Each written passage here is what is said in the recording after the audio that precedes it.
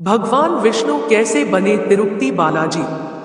एक बार समस्त देवताओं ने मिलकर एक यज्ञ करने का निश्चय किया। यज्ञ की तैयारी पूर्ण हो गई।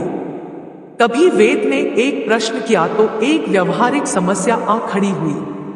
ऋषिमुनियों द्वारा किए जाने वाले यज्ञ की हविष्य तो देवगण ग्रहण करते थे, लेकिन देवों द्वारा किए गए यज्ञ की पहली आहुति किसकी होगी, यानी सर्वश्रेष्ठ देव का निर्धारण जरूरी था, जो फिर अन्य सभी देवों को यज्ञ भाग प्रदान करे। ब्रह्मा विष्णु महेश परम आत्मा है। इनमें से श्रेष्ठ कौन है, इसका निर्णय आखिर हो तो कैसे।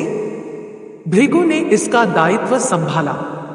वह देवों की परीक्षा लेने चले। ऋषियों से विदा लेकर वह सर्वप्रथम अपने पिता ब्रह्मदेव के पास पहुंचे। ब्रह्मा जी की परीक्षा लेने के लिए भृगु ने उन्हें प्रणाम नहीं किया। इससे ब्रह्मा जी अत्यंत कुपित हुए और उन्हें शिष्टता सिखाने का प्रयत्न किया। भृगु को गर्व था कि वह तो परीक्षक है, परीक्षा लेने आए हैं। पितापुत्र का आज क्या रशा। भृगु ने ब्रह्मा देव से अशिष्टता कर दी। ब्रह्मा जी का क्रोध बढ़ गया और अपना कमंडल लेकर पुत्र को मारने भागे। भृगु किसी तरह वहां से जान बचाकर भाग चले आए। इसके बाद वह शिव जी के लोक कैलाश गए। भृगु ने फिर से धृष्टता की। बिना कोई सूचना का शिष्टाचार दिखाए या शिव गणों से आज्ञा लिए सीधे वहां पहुंच गए, जहां शिव जी माता पार्वती के साथ विश्राम कर रहे थे। आए तो आए, साथ ही अशिष्टता का आचरण भी किया। शिव जी शांत रहे, पर भृगु न समझे। शिव जी को क्रोध आया तो उन्होंने अपना त्रिशूल उठाया। भृगु वहां से भागे। अंत में वह भगवान विष्णु के पास क्षीर सागर पहुंचे। श्री हरि शेष शैया पर लेटे निद्रा में थे और देवी लक्ष्मी उनके चरण दबा रही थी। महर्षि भृगु 2 स्थानों से अपमानित करके भगाए गए थे। उनका मन बहुत दुखी था। विष्णु जी को सोता देख उन्हें न जाने क्या हो गया और उन्होंने विष्णु जी को जगाने के लिए उनकी छाती पर एक लात जमा दी। विष्णु जी जाग उठे और भृगु से बोले, हे ब्राह्मण देवता, मेरी छाती वज्र समान कठोर है और आपका शरीर तप के कारण दुर्बल है। कहीं आपके पैर में चोट तो नहीं आई। आपने मुझे सावधान करके कृपा की है। आपका चरण चिन्ह मेरे वक्ष पर सदा अंकित रहेगा। भृगु को बड़ा आश्चर्य हुआ। उन्होंने तो भगवान की परीक्षा लेने के लिए यह अपराध किया था, परंतु भगवान तो दंड देने के बदले मुस्कुरा रहे थे। उन्होंने निश्चय किया कि श्रीहरि जैसी विनम्रता किसी में नहीं। वास्तव में विष्णु ही सबसे बड़े देवता है। लौट करके उन्होंने सभी ऋषियों को पूरी घटना सुनाई। सभी ने एक मत से यह निर्णय किया कि भगवान विष्णु को ही यज्ञ का प्रधान देवता समझकर मुख्य भाग दिया जाएगा।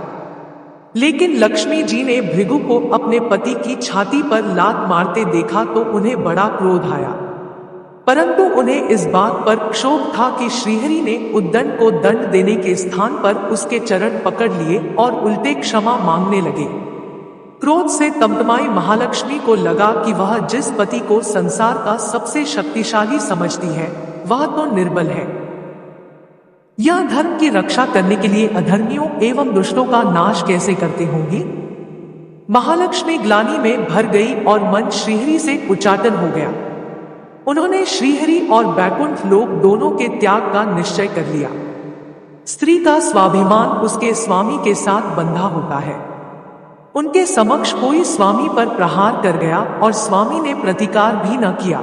यह बात मन में कौंधती रही। यह स्थान वास के योग्य नहीं, पर त्याग कैसे करें। श्रीहरि से ओझल होकर रहना कैसे होगा। वह उचित समय की प्रतीक्षा करने लगी। श्रीहरि ने हिरण्याक्ष के कोप से मुक्ति दिलाने के लिए वराह अवतार लिया और दुष्टों का संहार करने लगे। महालक्ष्मी के लिए यह समय उचित लगा। उन्होंने बैकुंठ का त्याग कर दिया और पृथ्वी पर एक वन में तपस्या करने लगी। तब करते करते उन्होंने अपना शरीर छोड़ दिया। विष्णु जी वराह अवतार का अपना कार्य पूर्ण कर वैकुंठ लौटे तो महालक्ष्मी नहीं मिली। वह उन्हें खोजने लगे। श्रीहरि ने उन्हें तीनों लोकों में खोजा, किंतु तब करके माता लक्ष्मी ने भ्रमित करने की अनुपम शक्ति प्राप्त कर ली थी।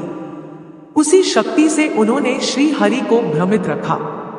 आखिर श्रीहरि को पता लग ही गया, लेकिन तब तक वह शरीर छोड़ चुकी थी। दिव्य दृष्टि से उन्होंने देखा कि लक्ष्मी जी ने चोलराज के घर में जन्म लिया है। श्रीहरि ने सोचा कि उनकी पत्नी ने उनका त्याग सामर्थ्यहीन समझने के भ्रम में किया है, इसलिए वह उन्हें पुनः प्राप्त करने के लिए अलौकिक शक्तियों का प्रयोग नहीं करेंगे। महालक्ष्मी ने मानव रूप धरा है, तो अपनी प्रिय पत्नी को प्राप्त करने के लिए वह भी साधारण मानवों के समान व्यवहार करेंगे और महालक्ष्मी जी का हृदय और विश्वास जीतेंगे। भगवान ने श्रीनिवास का रूप धरा और पृथ्वी लोक पर चोलनरेश के राज्य में निवास करते हुए महालक्ष्मी से मिलन के लिए उचित अवसर की प्रतीक्षा करने लगे। राजा आकाशराज निःसंतान थे। उन्होंने शुकदेव जी की आज्ञा से संतान प्राप्ति यज्ञ किया। यज्ञ के बाद यज्ञशाला में ऋषियों ने राजा को हल जोतने को कहा गया। राजा ने हल जोता तो हल का फल किसी वस्तु से टकराया। राजा ने उस स्थान को खोदा तो एक पेटी के अंदर सहस्रदल कमल पर एक छोटी सी कन्या विराजमान थी। वह महालक्ष्मी ही थी। राजा के मन की मुराद पूरी हो गई थी। चूंकि कन्या कमल के फूल में मिली थी, इसलिए उसका नाम रखा गया पद्मावती। पद्मावती नाम के अनुरूप ही रूपवती और गुणवती थी, साक्षात लक्ष्मी का अवतार। पद्मावती विवाह के योग्य हुई। एक दिन वह बाग में फूल चुन रही थी। उस वन में श्रीनिवास यानी कि बालाजी आखेट के लिए गए थे। उन्होंने देखा कि एक हाथी एक युवती के पीछे पड़ा है और डरा रहा है। राजकुमारी के सेवक भाग खड़े हुए। श्रीनिवास ने तीर चलाकर हाथी को रोका और पद्मावती की रक्षा की। श्रीनिवास और पद्मावती ने एक दूसरे को देखा और रीझ गए। दोनों के मन में परस्पर अनुराग पैदा हुआ, लेकिन दोनों बिना कुछ कहे अपने अपने घर लौट गए। श्रीनिवास घर तो लौट आए, लेकिन मन पद्मावती में ही बस गया। वह पद्मावती का पता लगाने के लिए उपाय सोचने लगे।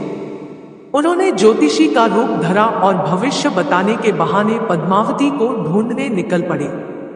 धीरे धीरे ज्योतिषी श्रीनिवास की ख्याति पूरे चोल राज में फैल गई। पद्मावती के मन में श्रीनिवास के लिए प्रेम जागृत हुआ। वह भी उनसे मिलने को व्याकुल थी, किंतु कोई पता ठिकाना न होने के कारण उनका मन चिंतित था। इस चिंता और प्रेम विरह में उन्होंने भोजन श्रृंगार आदि का त्याग कर दिया। इसके कारण उसका शरीर कृशकाय होता चला गया। राजा से पुत्री की यह दशा देखी नहीं जा रही थी। वह चिंतित थे। ज्योतिषी की प्रसिद्धि की सूचना राजा को हुई। राजा ने ज्योतिषी श्रीनिवास को बुलाया और सारी बात बताकर अपनी कन्या की दशा का कारण बताने को कहा। श्रीनिवास राजकुमारी का हाल समझने पहुंचे तो पद्मावती को देखकर प्रसन्न हो गए। उनका उपक्रम सफल हुआ। उन्होंने पद्मावती का हाथ अपने हाथ में लिया। कुछ देर तक पढ़ने का स्वांग करने के बाद बोले, महाराज, आपकी पुत्री प्रेम के विरह में जल रही है। आप इनका शीघ्र विवाह कर दे तो ये स्वस्थ हो जाएंगी। पद्मावती ने अब श्रीनिवास की ओर देखा। देखते ही पहचान लिया। उनके मुख पर प्रसन्नता के भाव आए और वह हंसी। काफी दिनों बाद पुत्री को प्रसन्न देख राजा को लगा कि ज्योतिषी का अनुमान सही है। राजा ने श्रीनिवास से पूछा, ज्योतिषी महाराज, यदि आपको यह पता है कि मेरी पुत्री प्रेम के विरह में पीड़ित है, तो आपको यह भी सूचना होगी कि मेरी पुत्री को किससे प्रेम है। उसका विवाह करने को तैयार हूं, आप उसका परिचय दें। श्रीनिवास ने कहा, महाराज, आपकी पुत्री एक दिन वन में फूल चुनने गई थी। एक हाथी ने उन पर हमला किया तो आपके सैनिक और दासियां भाग खड़ी हुई। राजकुमारी के प्राण एक धनुर्धर ने बचाए थे। राजा ने कहा, हाँ, मेरे सैनिकों ने बताया था कि एक दिन ऐसी घटना हुई थी। एक वीर पुरुष ने उसके प्राण बचाए थे, लेकिन मेरी पुत्री के प्रेम से उस घटना का क्या तात्पर्य है। श्रीनिवास ने बताया, महाराज, आपकी पुत्री को अपनी जान बचाने वाले उसी युवक से प्रेम हुआ है। राजा के पूछने पर श्रीनिवास ने कहा, वह कोई साधारण युवक नहीं बल्कि शंख चक्रधारी स्वयं भगवान विष्णु ही है। इस समय वैकुंठ को छोड़कर मानव रूप में श्रीनिवास के नाम से पृथ्वी पर वास कर रहे हैं। आप अपनी पुत्री का विवाह उनसे करें, मैं इसकी सारी व्यवस्था करा दूंगा। यह बात सुनकर राजा प्रसन्न हो गए कि स्वयं विष्णु उनके जमाई बनेंगे। श्रीनिवास और पद्मावती का विवाह तय हो गया। श्रीनिवास रूप में श्रीहरि ने शुकदेव के माध्यम से समस्त देवी देवताओं को अपने विवाह की सूचना भिजवा दी। शुकदेव की सूचना से सभी देवी देवता अत्यंत प्रसन्न हुए। देवी देवता श्रीनिवास जी से मिलने और बधाई देने पृथ्वी पर पहुंचे, परंतु श्रीनिवास जी को खुशी के बीच एक चिंता भी होने लगी। देवताओं ने पूछा, भगवान, संसार की चिंता हरने वाले आप इस उत्सव के मौके पर इतने चिंतातुर क्यों हैं? श्रीनिवास जी ने कहा, चिंता की बात तो है ही, धन का अभाव। महालक्ष्मी ने मुझे त्याग दिया, इस कारण धनहीन हो चुका हूं। स्वयं महालक्ष्मी ने तब से शरीर त्याग मानव रूप लिया है और पिछली स्मृतियों को गुप्त कर लिया है। इस कारण उन्हें यह सूचना नहीं है कि वह महालक्ष्मी का स्वरूप है। वह तो स्वयं को राजकुमारी पद्मावती ही मानती है। मैंने निर्णय किया है कि जब तक उनका प्रेम पुनः प्राप्त नहीं करता, अपनी माया का उन्हें आभास नहीं कराऊंगा। इस कारण मैं एक साधारण मनुष्य का जीवन व्यतीत कर रहा हूं, और वह है राजकुमारी। राजा की पुत्री से शादी करने और घर बसाने के लिए धन, वैभव और ऐश्वर्य की जरूरत है। वह मैं कहां से लाऊं? स्वयं नारायण को धन की कमी सताने लगी। मानव रूप में आए प्रभु को भी विवाह के लिए धन की आवश्यकता हुई। यही तो ईश्वर की लीला है। जिस रूप में रहते हैं उस योनि के जीवों के सभी कष्ट सहते हैं। श्रीहरि विवाह के लिए धन का प्रबंध कैसे हो, इस बात से चिंतित है। देवताओं ने जब यह सुना तो उन्हें आश्चर्य हुआ। देवताओं ने कहा, कुबेर आवश्यकता के बराबर धन की व्यवस्था कर देंगे। देवताओं ने कुबेर का आह्वान किया तो कुबेर प्रकट हुए। कुबेर ने कहा, यह तो मेरे लिए प्रसन्नता की बात है कि आपके लिए कुछ कर सकूं। प्रभु, आपके लिए धन का तत्काल प्रबंध करता हूं। कुबेर का कोष आपकी कृपा से ही रक्षित है। श्रीहरि ने कुबेर से कहा, यक्षराज कुबेर, आपको भगवान भोलेनाथ ने जगत और देवताओं के धन की रक्षा का दायित्व सौंपा है। उसमें से धन मैं अपनी आवश्यकता के हिसाब से लूंगा अवश्य, पर मेरी एक शर्त भी होगी। श्रीहरि कुबेर से धन प्राप्ति की शर्त रख रहे हैं। यह सुनकर सभी देवता आश्चर्य में पड़ गए। श्रीहरि ने कहा, ब्रह्मा जी और शिव जी साक्षी रहे। कुबेर से धन ऋण के रूप में लूंगा, जिसे भविष्य में ब्याज सहित चुकाऊंगा। श्रीहरि की बात से कुबेर समेत सभी देवता विस्मय में एक दूसरे को देखने लगे। कुबेर बोले, भगवान, मुझसे कोई अपराध हुआ तो उसके लिए क्षमा कर दे, पर ऐसी बात न कहें। आपकी कृपा से विहीन होकर मेरा सारा कोष नष्ट हो जाएगा। श्रीहरि ने कुबेर को निश्चिंत करते हुए कहा, आपसे कोई अपराध नहीं हुआ। मैं मानव की कठिनाई का अनुभव करना चाहता हूं। मानव रूप में उन कठिनाइयों का सामना करूंगा जो मानव को आती है। धन की कमी और ऋण का बोझ सबसे बड़ा होता है। कुबेर ने कहा, प्रभु, यदि आप मानव की तरह ऋण पर धन लेने की बात कर रहे हैं तो फिर आपको मानव की तरह यह भी बनाना होगा कि ऋण चुकाएंगे कैसे। मानव को ऋण प्राप्त करने के लिए कई शर्तें झेलनी पड़ती हैं। श्रीनिवास ने कहा, कुबेर, यह ऋण मैं नहीं, मेरे भक्त चुकाएंगे, लेकिन मैं उनसे भी कोई उपकार नहीं लूंगा। मैं अपनी कृपा से उन्हें धनवान बनाऊंगा। कलयुग में पृथ्वी पर मेरी पूजा धन, ऐश्वर्य और वैभव से परिपूर्ण देवता के रूप में होगी। मेरे भक्त मुझसे धन, वैभव और ऐश्वर्य की मांग करने आएंगे। मेरी कृपा से उन्हें यह प्राप्त होगा। बदले में भक्तों से मैं दान प्राप्त करूंगा जो चढ़ावे के रूप में होगा। मैं इस तरह आपका ऋण चुकाता रहूंगा। कुबेर ने कहा, भगवन, कलयुग में मानव जाति धन के विषय में बहुत विश्वास के योग्य नहीं रहेगी। उन पर आवश्यकता से अधिक विश्वास करना क्या उचित होगा? श्रीनिवास जी बोले, शरीर त्यागने के बाद तिरुपति के तिरुमाला पर्वत पर बालाजी के नाम से लोग मेरी पूजा करेंगे।